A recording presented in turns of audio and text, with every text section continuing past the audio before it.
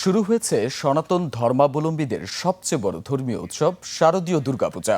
এই আয়োজন ঘিরে ৩ স্তরের নিরাপত্তা ব্যবস্থা নিয়েছে আইন শৃঙ্খলা বাহিনী। এবার সারা দেশে ৩৩,৩৫৫টি মণ্ডপ ও মন্দিরে দুর্গাপূজা অনুষ্ঠিত হবে। গত বছর সারা দেশে ৩১,৪৬১টি দুর্গাপূজা হয়েছিল।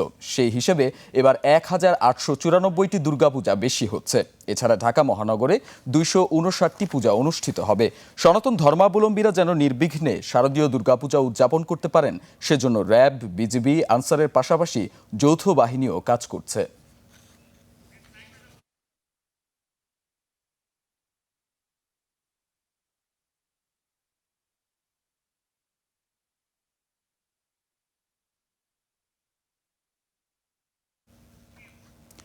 ঢাকেশ্বরী মন্দিরে আছেন সহকর্মী জারিন নাজনীন, সরাসরি চলে যাচ্ছি তার কাছে। জারিন, দুর্গাপূজা নিয়ে আপনার কাছে কি তথ্য আছে, আমাদের বিস্তারিত জানান। জারিন।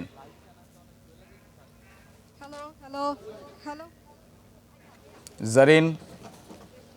আচ্ছা, এই মুহূর্তে আমরা আছি ঢাকেশ্বরী মন্দিরে। এখানে আজকে মহাষষ্ঠীর মধ্য দিয়ে শুরু হয়ে গেছে শারদীয় পূজার উৎসব। এখন আমরা দেখাবো যে বেলতলায় ঘটি স্থাপন করে আনুষ্ঠানিকতা কিভাবে শুরু হয়েছে। এখানে বেলগাছের নিচে ঘট স্থাপন করে পূজার আনুষ্ঠানিকতা শুরু হয়েছে। এরপর হবে অকাল বোধন, তারপর কল্পারম্ভ, এরপর আছে বিহিত পূজা।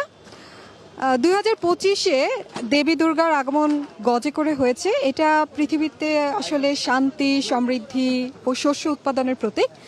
তবে এবছর কিন্তু দেবীর গমন হবে দোলায়, যা মহামারীর ইঙ্গিত দেয়। সেজন্য সনাতনী ধর্মাবলম্বী যারা আছেন তারা হচ্ছে মা দুর্গার কাছে প্রার্থনা করবেন যাতে সকল অশুভ দূর হয় এবং পৃথিবীতে কল্যাণ বয়ে আসে।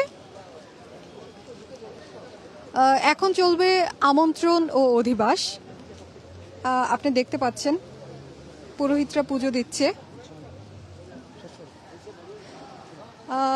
আর আমরা দেখেছি নিরাপত্তা বাহিনী কিছুক্ষণ আগে টহল দিয়ে গিয়েছেন জায়গাটায়। এখানে নিরাপত্তা বেশ ঠিক আছে। আমরা পূজা কমিটির সাথেও কথা বলেছি, তারা জানিয়েছেন নিরাপত্তা নিয়ে তারা সন্তুষ্ট এখন পর্যন্ত। পূজার আনুষ্ঠানিকতা আসলে শুরু হয়ে গেছে, আপনি দেখতে পাচ্ছেন।